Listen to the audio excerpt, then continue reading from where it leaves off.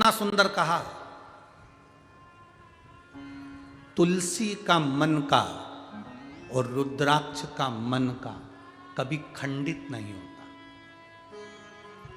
बहुत ध्यान देना, जिस तुलसी के मनके से आप माला जपते हो, रुद्राक्ष के मनके से आप माला जपते हो, उसका मनका भी अगर टूट गया है तो उसको झोली में ही पड़े रहने दो, क्योंकि तुम्हारी माला जपते जपते जपते जपते वो मन का इतना राम में रम गया, इतना हरि विठ्ठल में रम गया, इतना शिव में रम गया कि वो मन का सिद्ध हो गया।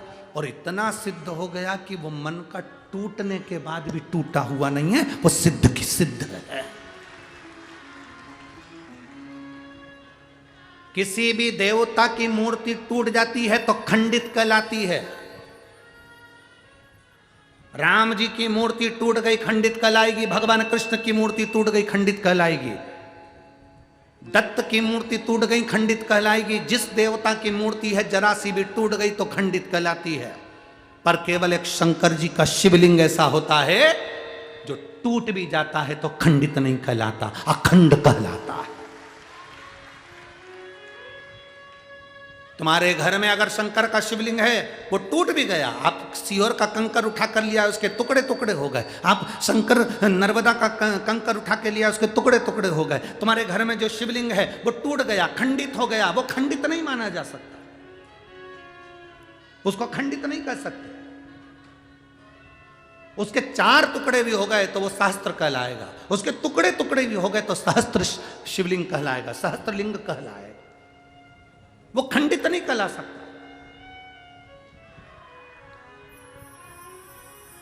हमसे लोग बात कहते हैं, गुरुजी हमारे गांव में एक बहुत पुराना शिवलिंग है, वो खंडित हो गया, तो वो शिवलिंग का हम क्या करें?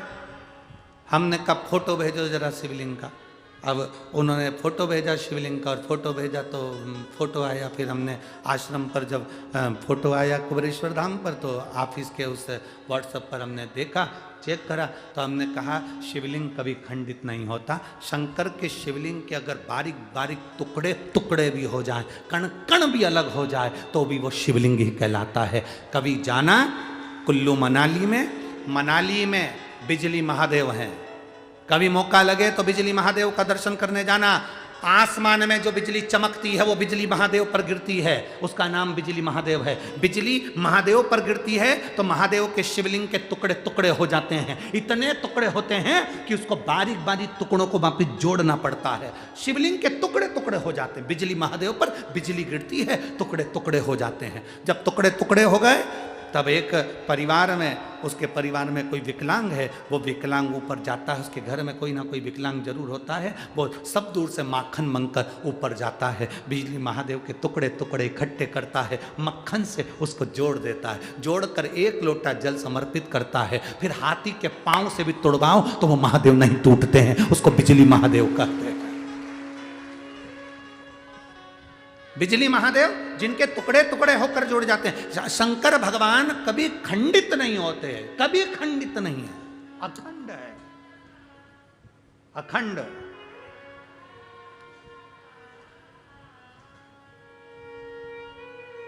आपके घर में कोई शिवलिंग है, वो खंडित हो गया, आप उसे खंडित मत मानना, उसकी सेवा करो, पूजन करो, आराधना करो, फल देगा। रुद्राक्ष खंडित हो गया, उसे खंडित मत मानना, रुद्राक्ष कभी खंडित नहीं होता।